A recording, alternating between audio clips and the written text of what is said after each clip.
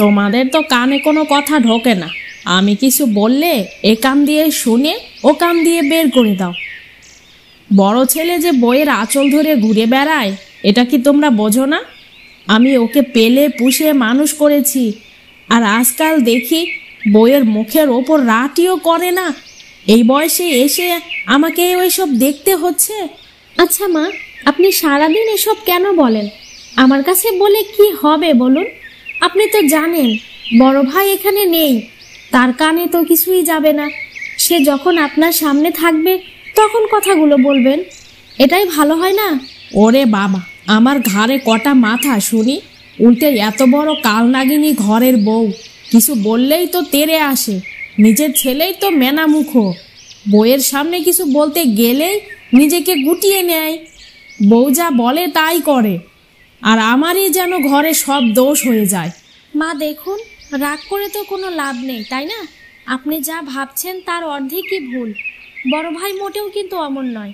আপনি রেগে রয়েছেন বলেই সব কিছু কঠিন লাগছে। নিজের রাগটাকে একটু নিয়ন্ত্রণ করুন, দেখবেন যে সবই ঠিক হয়ে গেছে। না না, ভুল নই, মনের ভেতর জমাট বেঁধে আছে সব কথা। তোমাদের শ্বশুর মশাই চলে যাওয়ার পর থেকে আমার মাথাটাই যেন ঠিক থাকে না। যে গায়ে আমি সারা জীবন কাটালাম, সেখানে একটা ঠান্ডা বাতাসও যেন আমাকে ডাকতো। শান্তি ছিল সেখানে, আর এই শহরে এসে আমাকে বন্দি করে রেখে গেল ওরা। হই হট্টগোল, গাড়ির শব্দ, লোকের ভিড়, কিছুই যেন ভালো লাগে না। তুমি আর তোমার স্বামী তোমরা যথেষ্ট ভালো, কিন্তু মেজোটা, আহা, ও যে কেন এমন বদলে গেল।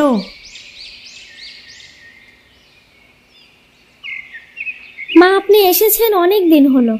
আপনার ঘরটা একটু ভালো করে ঝাড়পোছ দিতে হবে তো। সামনে রমজান মাস আসছে, এখন পরিষ্কার না করলে রোজা থেকে ঝাড়পোছ দিতে কষ্ট হয়। আর আপনি জানেনই তো রোজা থেকে কত কাজ থাকে, তার উপর আবার আরো শীতকাল পড়ে এলো। ঘর দরজা তো ঠিকই আছে, আবার কিসের পরিষ্কার করতে হবে? একবার যখন তুমি সিদ্ধান্ত নিয়েছো ঘর পরিষ্কার করবে, তখন তো করেই ছাড়বে। দেখো বাপু, সাবধানে পরিষ্কার করো।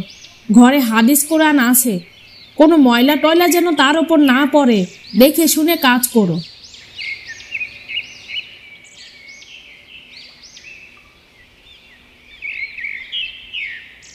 আরে এত ঠোঙা কিসে? এর ভেতর আলু দেখছি, আপেলও দেখছি, আবার বেদনা। এতগুলো কেন? এগুলো এখানে এলো কি করে? খাটের নিচটায় ঠোঙা দিয়ে দেখি ভরে গেছে। সে তো কি করছো এতক্ষণ? এত সময় লাগছে কেন? দেখো, আবার জিনিসপত্রগুলো এলোমেলো করে ফেলো না। আমি একটু শুয়ে আরাম করব, তাড়াতাড়ি কাজ সেরে ফেলো তো।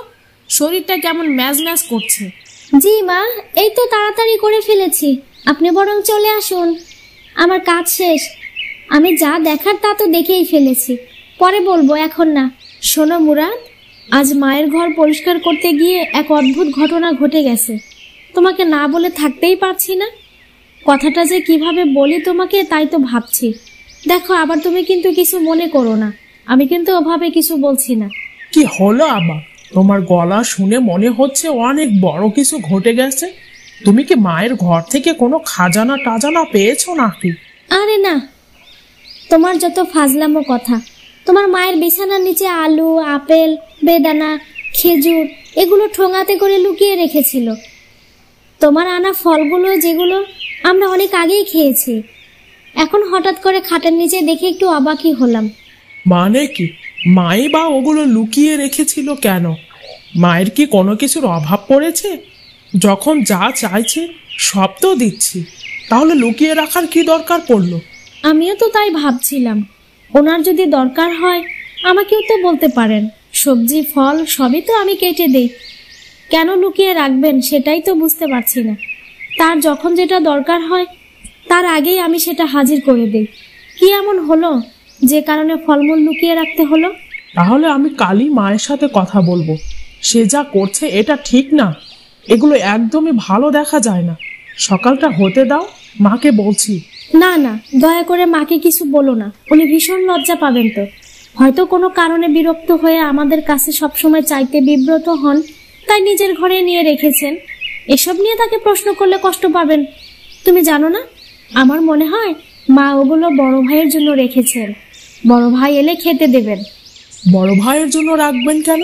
উনি তো বড় ভাইকে দেখতেই পারেন না, ভাইকে দেখলেই তো রাগে বোম হয়ে যায়। এখন আবার ভাইয়ের জন্য রাখছে বলছো? আমার এটা মনে হয় না। হয়তো মন থেকেই ভালোবাসেন, অনেক সময় যাকে বেশি ভালোবাসে তাকে নিয়েই বেশি রাগ দেখায়, এটা বোঝো না? মায়ের হয়তো আমাদের কাছে চেয়ে নিতে লজ্জাবোধ করছিল, তাই কিছু কিছু করে নিয়ে সে খাটের নিচে লুকিয়ে রেখে দিয়েছিল ভাইয়ের জন্য। কাল তো বড় ভাই আসবে মনে হয়, দেখো তুমি কি অবস্থা হয়। তুমি বড্ড অদ্ভুত কথা বলো। মা এমন করবে এটা আমার মাথায় ঢোকে না। মা কি করে তুমি যখন বলো এগুলো আমার মাথার ওপর দিয়ে যায়। এখন তুমি যদি পারো আমার জন্য ভালো করে কড়া লিকার দিয়ে এক কাপ চা করে নিয়ে এসো তো। প্রচন্ড মাথা ব্যথা করেছে, তোমাদের কথা শুনে আমার আর ভালো লাগছে না। এই নে বাবা, আপেলের টুকরো খেয়ে নে তো, খুব মিষ্টি, খেয়ে দেখ একবার। তোর ছোট ভাই এনেছিল তো, কিন্তু আমি ভাবলাম আগে তোকেই খাওয়াই। বৌমা কেটেছে, কিন্তু আমি আর কি করব বল, এত দূর থেকে এসেছিস, যেটা আগে কাটা হয়েছে সেটাই নিয়ে এলাম। এই বেদানাটাও খাস তো বাপ, খুব রস। ছেলেটার আমার মুখটা শুকে আমচুনি লেগেছে গো। আহা মা, তুমি এখনো আগের মতোই আছো। নিজের কিছু খাওয়ার আগে ছেলেদের মুখের দিকে তাকাও। বসো তুমি, আমরা মা ছেলে মিলে একসাথে খেয়ে নেই তো। মুরাদ কই গেছে? আসার পর থেকে তো ওকে দেখছি না। তুমি ঠিকই বলেছিলে গো, দেখো না কেমনে খাইয়ে দিচ্ছে। আর যাই হোক, মায়ের তাহলে এসব বকাবাজি হুদাই ছিল, তাই না? মা এখনো তার বড় ছেলেকে মন থেকেই ভালোবাসে। তুমি বুঝেছো তাহলে? ছেলের বউকে দেখতে নাই পারে, তাই বলে ছেলেকে তো আর অবহেলা করতে পারে না। চলো ভাইয়ের সাথে কথা বলি, দেখি কি বলে।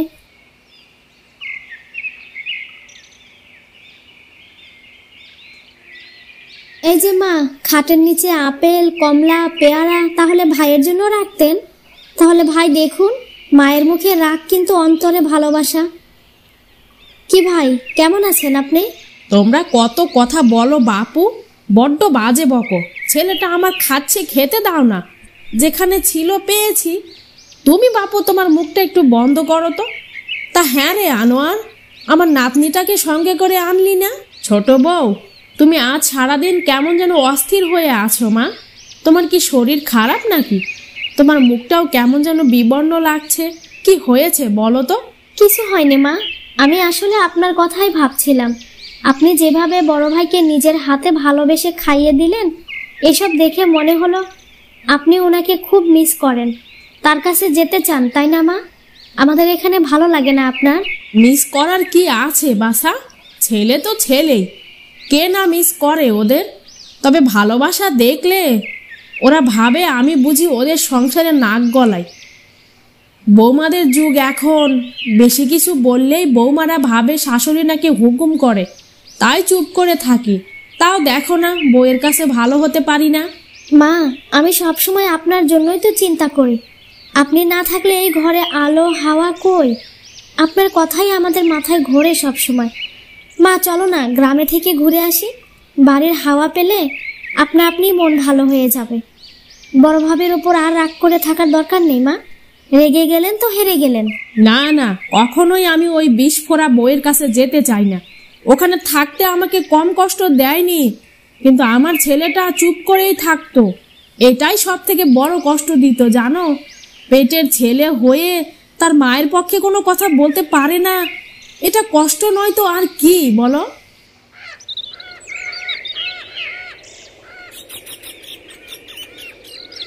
মা, আমি জানি কেয়া তোমার মতো হয়তো ভাবে না, ওর দৃষ্টিভঙ্গি অন্যরকম, কিন্তু তার মানে এই নয় যে আমি তোমাকে ভালোবাসি না মা। শুধু তোর আর আমার মাঝে দূরত্বটাই বেড়ে গেছে, এইটুকু তুমি বুঝলে না মা। এখন কেয়াও চাইছে তুমি আমাদের সাথেই থাকো, আমাদের মাঝে আর দূরত্ব বাড়িও না মা। আমি তো তোকে অভিযুক্ত করছি না রে বাবা, কেয়া যেমন তেমনই। আমি শুধু চাই তুই নিজের মতো করে থাক, বইয়ের মুখের ওপর রাটিও যে করিস না, এটা ঠিক নয় বাসা। পরিবারের ভারসাম্যটা ছেলে মানুষের হাতেই তো থাকে। তুই দুর্বল হলে সংসারটা যে একেবারে ডুবে যাবে। মা, আমি তো চেষ্টা করি, কিন্তু কেয়া মেয়েটাকে কোনোভাবেই বুঝিয়ে লাভ হয় না, তাই চুপ করে থাকি। তুমি একটু মানিয়ে নিও মা, তাহলে দেখবে কোনো সমস্যা হবে না। চুপ করে থাকলেই কি সমাধান হয়? বউয়ের ভুল হলেও একটু বোঝাতে হয়। আর তুই যখনই চুপ থাকিস আমার বুকটা হু হু করে ওঠে। মনে হয় আমার ছেলে কি আর আমার আছে? শুধু মায়ের অপরাধটাই তোর চোখে পড়ে, বইয়েরটা তো তুই চোখে দেখিস না রে বাসা। এটাই তো বড় কষ্টদায়ক। বড় ভাই, আপনি কিন্তু জানেন না, মা কিন্তু সবসময় আপনার জন্য চোখের জল ফেলে। আমি বলি কি, আপনি যদি মা আর কেয়া ভাবের মধ্যে সবকিছু ব্যালেন্স করে চলতেন, নিজে জায়গাটা যদি করে নিতে পারেন, তাহলে দেখবেন কেউ আর আপনাকে দোষারোপ করতে পারবে না, কেউ কখনো আপনাকে ভুলও বুঝতে পারবে না। আচ্ছা, এখন আপনারা মান অভিমান ভুলে চলুন, একসাথে গ্রামের বাড়ি যাই। এমন শীতে খেজুরের রস দুধ চিতই খেতে খুব মজা লাগবে। কি মা, দুধ চিতই বানানো মনে আছে তো নাকি?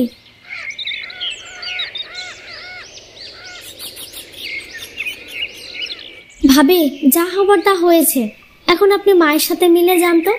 মা মুরব্বী মানুষ, এই বয়সে একটু অবুঝের মতো কথা বলাটা স্বাভাবিক। তাই বলে আপনাদের মাঝে এমন ঝগড়া চলতে থাকতে পারে না তো। এখন বলতে হবে, ঘরে চালের গুঁড়ি আছে কিনা বলো তো। তুই যখন বলছিস তাহলে আর কি করার, ভুলে গেলাম সবকিছু। চালের গুঁড়ি ছিল রে, কিন্তু ওই যে ওইটুকুতে হবে না তো, ঢেকি তো আছেই। চল দুই জায়েতে মিলে গুঁড়ি করে ফেলি, একটু বেশি না হলে খেতে ভালো লাগবে না। শাশুড়ি মাকে চিনিস না, পাড়া প্রতিবেশীকে না খাওয়ালে কি তার ভালো লাগবে?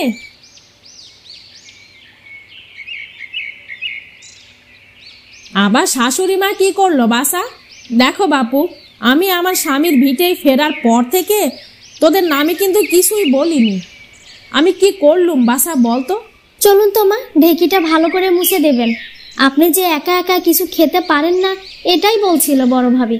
তা মা, পিঠা খাওয়ার জন্য কি কাউকে আমন্ত্রণ করেছেন? না করে থাকলে দ্রুত করে ফেলুন।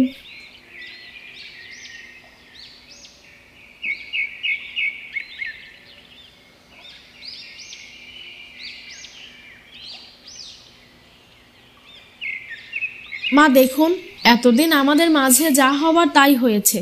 এখন থেকে আমি আর চাই না আপনার সাথে কোনো ঝামেলা হোক। তাই বলছি কি, আপনার ছেলেকে একটু বুঝিয়ে শুনিয়ে খেতে বলুন না। মানুষটা আপনি যাওয়ার পর থেকে ঘরে খাওয়া যে বন্ধ করে দিয়েছে। কি বলছো তুমি এসব গো বৌমা? আহারে বাসা আমার, কোথায় কি খেয়েছে না খেয়েছে কে জানে। আমি এখনই সব বলছি। যা মা যাও, আর কোনো ঝামেলা এ বাড়িতে হবে না।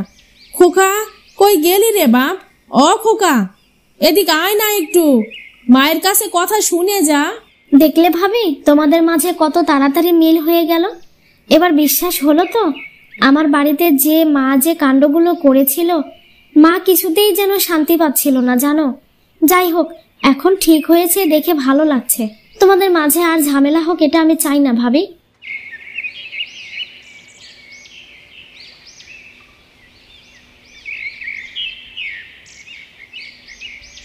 আরে বাবা, ফ্রিজ খুলেই তো মাথা ঘুরে গেল। ডিম যে কালই শেষ হয়ে গেছে, সেটা একেবারে বেমালুম ভুলে গেছি। এখন যে আবার শিশিরের ব্রেকফাস্টে টোস্ট অমলেট ছাড়া চলেই না। কি বিপদটাই না হলো। এই সরলা, কাজ ফেলে আগে রামুর দোকানে দৌড়ে যা, 1 ডজন ডিম নিয়ে আয় তাড়াতাড়ি। দাদার অফিসের সময় হয়ে গেছে যে। আমি না হয় ভুলে গিয়েছি, তুই তো আমাকে একটু মনে করিয়ে দিতিস। কি বিচ্ছিরি কাণ্ড বল দেখি, ব্রেকফাস্টে ডিম না পেলে যে লঙ্কা কাণ্ড বাঁধিয়ে ফেলবে রে। দিদি, গতকাল ডিমের কথা বলেছিলাম তো, তুমি হয়তো শুনতে পাওনি। দাদাবাবুর অফিস তো 9টার দিকে। শিগগিরই টাকা দাও, নইলে তোমাকে আবার অনেক কথা শুনতে হবে যে। তোমাদের এ বাড়িতে নিত্য নতুন কথা শোনানোর জন্য দাদাবাবু তো বসেই থাকে। শিগগিরই যা।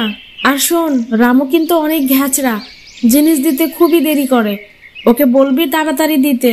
তোর দাদাবাবুর ঘুম থেকে ওঠার সময় হয়েছে। কি করি এখন? যা তাড়াতাড়ি, সঙ্গের মতো দাঁড়িয়ে আছিস কেন? আচ্ছা দিদি, ঠিক আছে, দাও টাকা দাও। এই গেলুম আর এই এলুম। তুমি এখন অন্য কিছু আপাতত বানিয়ে দাও, আমি দ্রুত গিয়ে দ্রুত চলে আসছি। বিদিশা, আমার খাবারটা দেবে একটু? কি করছো এতক্ষণ? সারাদিন বাড়ি থেকে করোটা কি? সময় মতো সকালের খাবারটাও দিতে পারো না। বাড়িতে তোমার কাজটা কি সেটাই তো আমার মাথায় ঢোকে না। কি হলো, খাবারটা দাও না কেন? টেবিলে এক গ্লাস দুধ আর টোস্ট রেখেছি, অমলেট হচ্ছে, একটু সময় লাগবে, ওগুলো দিয়ে খেতে থাকো। হচ্ছে মানে এখনো বানানো হচ্ছে? তুমি জানো না আমি কখন বেরিয়ে যাই? সারাদিন তুমি করোটা কি বলো তো? গড়িয়ে গড়িয়ে সময় শেষ করে যাওয়ার আগে কাজ দেখানো ছাড়া তো আর কিছুই চোখে পড়ে না। আমি কি করি সেটা তুমি কখনোই বুঝবে না শিশির, তবুও বলছি অমলেট তুমি ঠিক সময়েই পেয়ে যাবে। তুমি যা পারো খেতে থাকো, আমার কাজ তোমার চোখে কখনো পড়েনি আর পড়বেও না। খাওয়া শুরু করব? কি দিয়েছো যে খাওয়া শুরু করব?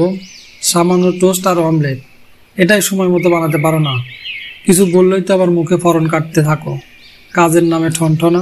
রাগে বিদিশার মাথা পুরো গরম হয়ে যাচ্ছে, তবুও প্রাণপণ চেষ্টা করছে নিজেকে সংযত করতে। মনে হচ্ছে শিশির বিয়ে করে বউ নয়, রোবট এনেছে।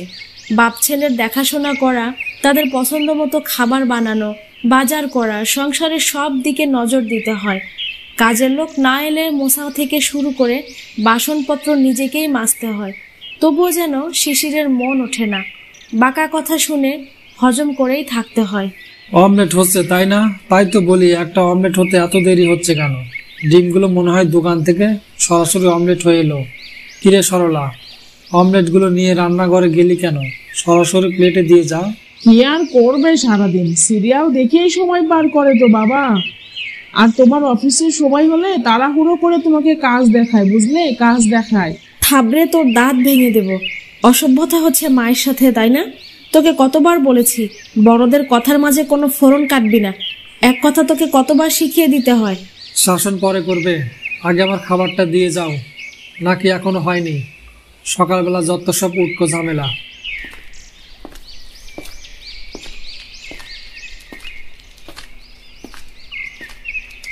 ডিম ঘরে নেই সেটা বেমালুম ভুলে থাকা হয়েছে। সংসারে মন থাকলে তবে তো। জানে আমি বিকালে টোস্ট অমলেট ছাড়া কিছুই খাই না। কাল সারাদিনে একবারও বুঝি ডিম আনার কথা মনে পড়লো না। কি যে করে সারাদিন কে জানে। আমাকে নিয়ে যখন তোমাদের বাপ ছেলের এত অশান্তি, আমি যখন সংসারে কোনো কিছু করতেই পারি না, তাহলে বাড়ি ছেড়ে বেরিয়ে যাই। সুখে থেকো তোমরা, বাপ ছেলেতে মিলে আনন্দেই থেকো। অশান্তি বাড়িতে থাকার চেয়ে না থাকা অনেক ভালো। সিরিয়াল দেখেই মা এমন প্যানপ্যানানি কান্না শিখেছে বাবা।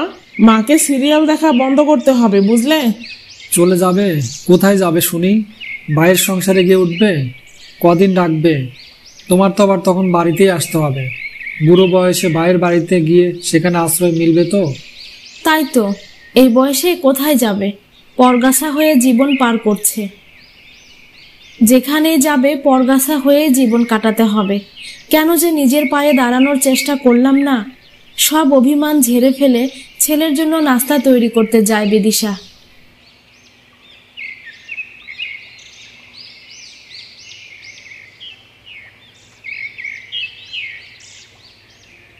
মা, দেখে যাও, একটু তাড়াতাড়ি এসো তো। দেখে যাও কি কাণ্ড ঘটিয়েছো তুমি। একটা কাজও ঠিক মতো করতে পারো না। গত পরশুই যে তোমাকে বললাম আজকে ফিজিক্যাল এডুকেশন ক্লাস আছে, জার্সিটা পরে যেতে হবে, যে বেমালুম ভুলে গেলে। কেন, কি হয়েছে? আমাকে বিস্তারিত না বললে বুঝবো কি করে? শুধু সারের মতো চেঁচালেই হবে? তোরা বাপ ছেলে সবসময় এত আতঙ্কিত করে রাখিস কেন আমাকে? একটু আস্তে কথা বলতে পারিস না? কি হয়েছে জানো না? জার্সিটা তোমাকে ধুতে বলেছিলাম, যে দেখো তো কত নোংরা হয়েছে। আমি এখন এই জার্সি পরে ক্লাসে ঢুকবো কি করে বলো তো? একটা কাজ দিলে এমন অবহেলা কেন করো? এ বাবা, একেবারেই ভুলে গেছি যে। দে, আমি ধুয়ে দেই, তুই বরং অন্য একটি জার্সি পরে আজকে যা। এমনটা আর হবে না বাবা। আর না হয় এটাই পরে যা, রাতে ধুয়ে দেব। তুমি তো ভুলে গেছি বলেই খালাস। এখন আমি কি করব বলো দেখি? কি যে করো না, ধুর, ভালো লাগে না। তোমাকে দিয়ে আর কোনো কাজ হবে না। আমি না হয় ভুলে গেলাম, তুই কেন মনে রাখলি না? বুড়ো ধাড়ি ছেলে হয়েছে একটা, সবকিছু এখনো নিজের মাকেই করে দিতে হবে। না না, এসব বলা যাবে না, নইলে ছেলে রাগ করে না খেয়েই বাড়ি থেকে বেরিয়ে পড়বে। মায়েদের যে কত কিছু হিসেব করে চলতে হয়। তোর পছন্দের এক চাউমিন বানিয়েছি, টিফিনের সময় খেয়ে নিস। রাস্তাঘাট দেখে শুনে পার হোস, গাড়ি টাড়ি দেখে চলিস। সন্ধ্যার আগেই বাড়ি ফিরবি কিন্তু, না হলে কিন্তু তোর বাবা এসে আবার ঠ্যাঙাতে যাবে। তখন যেন আবার আমার দোষ দিস না। এমনিতেই তো পান থেকে চুন খসলে এ বাড়িতে যত সমস্যা আমারই হয়।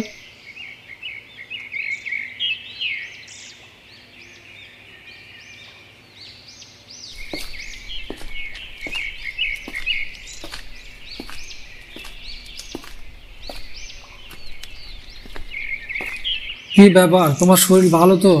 কদিন থেকে দেখছি তোমার শরীর নিয়ে চলতে কষ্ট হচ্ছে, জোর করে টেনে নিয়ে বেড়াচ্ছ। তোমার কি হয়েছে বলো তো দেখি। তেমন কিছু হয়নি, তবে শরীরে ভীষণ জ্বর আসে, থেমে থেমে জ্বর আসে। গলাটাও কেমন যেন ব্যথা হয়ে আছে, কথা বলতে কষ্ট হয়। এরকম তো আগেও একটু একটু হয়েছে, আবার সেরেও যেত, এবারও সেরে যাবে, ভেবো না। কি বলছো তুমি? এতদিন ধরে শরীরে অসুখ জিয়ে রেখেছো, আমাকে বলার প্রয়োজনটুকু মনে করনি? চলো ডাক্তারের কাছে এখনই। না থাক, ডাক্তারকে ফোন করে বাড়িতে ডেকে আনছি, তুমি এখানে শুয়ে পড়ো। কিন্তু তুমি তো এখন রনির স্কুলের জন্য বেরোবে, কদিন পর ওর এক্সাম। ঠিকমতো স্কুলের বেতনটা পরিশোধ করে এসো, যাও। আমাকে নিয়ে না ভাবলেও চলবে, আমি এমনিই সুস্থ হয়ে উঠব। কতদিন হলো এমন হয়েছে? জ্বর কি ছেড়ে ছেড়ে আসে, নাকি একটানা থেকেই যায়? ঘন ঘন গলা ব্যথার কি কোনো কারণ আছে? দেখে তো মনে হচ্ছে কোনো জটিল সমস্যা। 2 মাস হলো এমন হয়েছে, জ্বর আসে আবার চলে যায়। গলা ব্যথাটা সবসময়ই হয়, কিন্তু আমি অতটা গায়ে লাগাইনি, কারণ এমনটা মাঝে মধ্যেই আমার হয়। এবার আর সারছেই না, দীর্ঘদিন হয়ে গেল তো, মনে হচ্ছে কাশিটা একটু বসে গিয়েছে। এতদিন কেউ এভাবে ফেলে রাখে? এটা লাস্ট স্টেজ হতেও তো পারে। টেস্ট না করিয়ে কোনো কিছু বলা যাবে না। রোগীর শারীরিক লক্ষণও ভালো নয়। আপনারা যত দ্রুত সম্ভব হয় টেস্টগুলো করিয়ে ফেলেন, তারপর না হয় আমি দেখছি। তুমি এমন কেন মা? এতদিন ধরে তুমি অসুস্থ, আর এসব কথা তুমি লুকিয়ে রাখলে কেন আমাদের থেকে? জানো, তোমার অসুস্থতার জন্য আমার কিছুই ভালো লাগে না। আরে বাবা, তোর মায়ের হলো কই মাছের প্রাণ। এমন ছোটখাটো অসুখ বিসুখে তোর মায়ের কিছুই হবে না। তুই শুধু শুধু চিন্তা করছিস বাবা। আমি যাই, তোর বাবার জন্য চা খাওয়ার সময় হয়েছে। তুই কিছু খাবি? খেলে বল, বানিয়ে আনছি। আজ তোর খাওয়ার অনেক কষ্ট হলো রে, বল দেখি। আমি এক্ষুনি তোর জন্য এগ চাউমিন বানিয়ে দিচ্ছি, তোর বাবাকে চা বানিয়ে দিচ্ছি। কোথায় যাবে তুমি? এখানে চুপটি করে বসে থাকো, তোমার আর এই শরীর নিয়ে রান্নাঘর ঢুকতে হবে না। এই রনি, চল, আমরা বাপ বেটা মিলে এখান থেকে রান্নাঘর সামলাবো। তোর মাকেও অবসর দিয়ে দিলাম। আমার এই সংসারটা তোর মা না থাকলে অন্ধকার হয়ে যাবে। এই বেটা চল, এখনো দাঁড়িয়ে আসিস কেন? আরে না না, তাই হয় নাকি? আমি থাকতে তোমরা কেন রান্না করবে? গরম জল পরে হাত টাত পুড়িয়ে ফেলবে, তখন আবার তোমাদের নিয়ে টানাটানি করতে হবে যে। তোমরা বসো, আমি এখনো মরিনি, বেঁচেই আছি। রান্না করে আমি নিয়ে আসছি। পরদিন সকালবেলা বিদিশার রিপোর্ট দেখানোর কথা ছিল, এজন্য শিশির একাই রিপোর্ট আনতে চলে যায়। এদিকে বিদিশা আর রনির ভয়ে মুখটা শুকিয়ে গেছে। রিপোর্টে না জানি কোন রোগের কথা বলা আছে, না জানি বিদিশাকে পৃথিবী থেকেই হয়তো চলে যেতে হতে পারে। বিদিশা, শুনছো? ওই গাদা ডাক্তারটা শুধু শুধু ভয় পাইয়ে দিয়েছিল, তেমন কিছুই হয়নি তোমার। আমি ভেবেছিলাম তোমার ডেঙ্গু হয়েছে। সৃষ্টিকর্তার দয়ায় এখন তুমি পুরোপুরি সুস্থ হয়ে যাবে। কিছু ওষুধপত্র এনেছি, কয়টা দানা পানি খেয়ে ওষুধ খেয়ে নাও। মা, দেখেছো, তোমার কিছুই হয়নি। অনেক ভয়ে ছিলাম, যদি তোমাকে হারিয়ে ফেলতাম তখন আমার কি হতো বলো তো? তোমাকে ছাড়া আমার মোটেও ভালো লাগে না মা। বিদিশা, যাও তো, 1 কাপ চা করে নিয়ে এসো। দেখো আবার চায়ের মিষ্টির পরিমাণ বেশি দিয়ে ফেলো না। আর হ্যাঁ, ফ্রিজে ডিম আছে তো নাকি?